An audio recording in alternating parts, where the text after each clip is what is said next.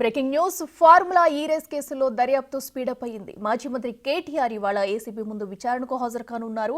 రేపు ఈడీ ఎదుట విచారణ హాజరు కావాల్సింది. ఫార్ములా ఈ రేస్ పై డిసెంబర్ 19న ఏసీబీ ఎఫ్ఐఆర్ నమోదు చేసింది. ఆ ఎఫ్ఐఆర్ ఆధారంగా ఈడీ రంగంలోకి దిగింది. ఎన్ఫోర్స్మెంట్ కేసు ఇన్ఫర్మేషన్ రిపోర్టు నమోదు చేసింది. రేపు విచారణకు రావాలని గత నెల 28నే సమన్లు ఈడీ జారీ చేసింది. ఇక ఇవాళ విచారణకు రావాలని ఈ నెల 3న ఏసీబీ నోటీస్ ఇష్యూ చేసింది. ఈ నెల 8న ఏసీబీ విచారణకు అరవింద్ కుమార్, ఈ నెల 10న హెచ్ఎండిఏ మాజీ chief engineer VLN Reddy ACB విచారణకు హాజరు కావాల్సి ఉంది. అటు 8వ తేదీన 9న అరవింద్ కుమార్ ను ఈడీ విచారించనుంది.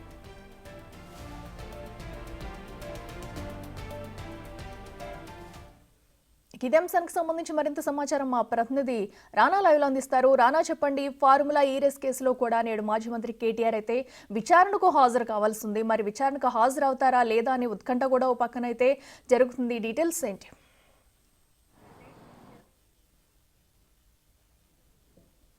ఎగ్జాక్ట్లీ ఎప్పుడైతే ఏసీబీ అధికారులు కేటీఆర్ పైన ఎఫ్ఐఆర్ నమోదు చేశారో డిసెంబర్ 19న, అప్పటి నుంచి కూడా ఈ కేసు అనేది రాష్ట్ర వ్యాప్తంగా ఒక సంచలనం సృష్టించిందని చెప్పుకోవచ్చు. ఎందుకంటే నోటీసులు కూడా ఇటీవల కాలంలో కూడా ఇచ్చారు. ఈరోజు ఖచ్చితంగా ఏసీబీ అధికారుల ముందు విచారణకు హాజరు కావాలంటూ కూడా వాళ్ళు నోటీసులు ఇచ్చిన నేపథ్యంలో నిన్న రాత్రి వరకు కూడా కేటీఆర్ నుంచి ఒక క్లారిటీ అయితే రాలేదు. అయితే ఏసీబీ అధికారుల ముందు ఆయన హాజరవుతారా లేదా, దాంతోపాటు కొంత సమయం కోరుతారా, లేకపోతే దానికంటే ముందు ఇవాళ హైకోర్టులో క్వాష్ పిటిషన్ సంబంధించిన తుదీర్పు ఉన్నటువంటి నేపథ్యంలో దాన్ని బేస్ చేసుకొని ఏసీబీ అధికారుల ముందు హాజరవ్వాలా వద్దా అనేది కూడా చూడాల్సినటువంటి అవసరం ఉంటుంది. అయితే ఇప్పుడు మనకున్నటువంటి సోర్స్ ప్రకారం లాయర్లతో ఆయన చర్చించిన తర్వాత మొదటగా ఏసీబీ అధికారుల ముందు ఆయన హాజరు కావాలని కూడా భావించినట్టుగా మనకు సమాచారం అవుతుంది. అయితే దానికి తగ్గట్టుగానే ఇప్పటికే సెక్యూరిటీని ఏర్పాటు కూడా చేశారు పోలీసులు. దాంతోపాటు ఇంటి దగ్గర నుంచి కూడా ఒకవేళ ఆయన రావాలనుకుంటే పూర్తి స్థాయిలో మేము అక్కడి నుంచి ఏసీబీ ఆఫీస్ వరకు కూడా సెక్యూరిటీని ఏర్పాటు చేస్తామని కూడా ఇప్పటికే స్థానిక పోలీసులు కూడా చెప్పినట్టుగా మనకు సమాచారం అవుతుంది. దానితో పాటు రేపు ఈడీ అధికారుల ముందు కేటీఆర్ విచారణకి హాజరు కావాల్సిన అవసరం ఉంటుంది. ఈరోజు ఏసీబీ, రేపు ఈడీ. దానితో పాటు ఈ అరవింద్ కుమార్ కానీ బిఎల్ఎన్ రెడ్డి కానీ ఇప్పటికే ఈడీ అధికారుల ముందు కొంత సమయం కోరారు. ఎందుకంటే వాళ్ళు 2-3 తారీఖుల్లో విచారణకి హాజరు కావాల్సినటువంటి అవసరం ఉండే. కాకపోతే వాళ్ళు సమయం కోరి మాకు కొంచెం ఇంకా ఎక్కువ రోజులు కావాలని అడిగారు. వాళ్ళకి మళ్ళీ 7-8 వాళ్ళకి 8-9 వాళ్ళకి డేట్లు మళ్ళీ ఇచ్చినటువంటి ఇబ్బంది కనపడుతుంది. అయితే ఏసీబీ అధికారుల ముందు కానీ ఇవాళ కానీ కేటీఆర్ హాజరైతే మాత్రం ముందుగా ఎఫ్ఈఓకి సంబంధించిన అంశంలో నిధుల ఏదైతే ట్రాన్స్ఫర్ అయిందో ఆ ట్రాన్స్ఫర్ గురించి ఎక్కువగా క్వశ్చన్స్ అడిగే అవకాశం ఉంది.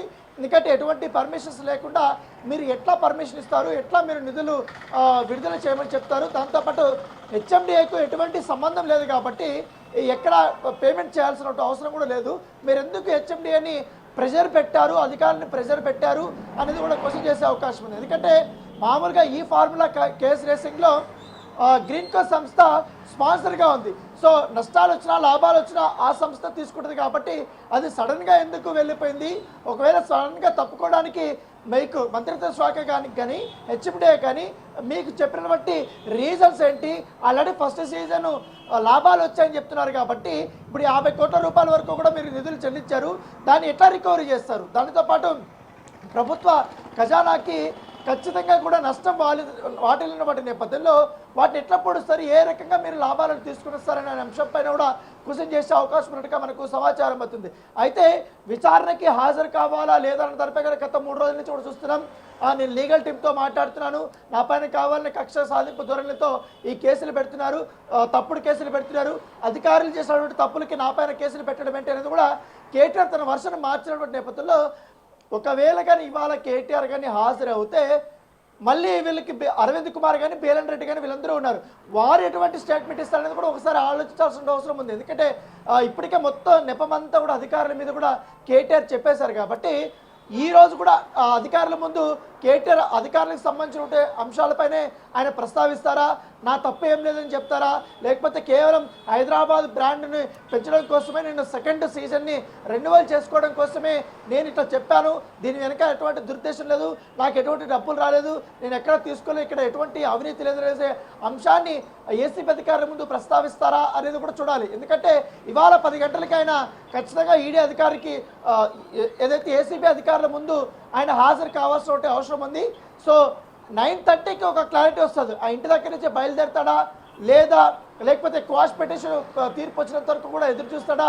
ఎందుకంటే క్వాష్ పిటిషన్ తుది తీర్పు ఇవాళ ఎన్ని గంటలకు వస్తుంది కూడా ఎవరికి పెద్దగా ఐడియా లేదు. సో దానికంటే ముందు ఆయన ఏసీపీ కార్యాలయానికి చేరుకుంటారా లేదని కూడా చూడాల్సిన అవసరం ఉంది. Right Rana, thank you.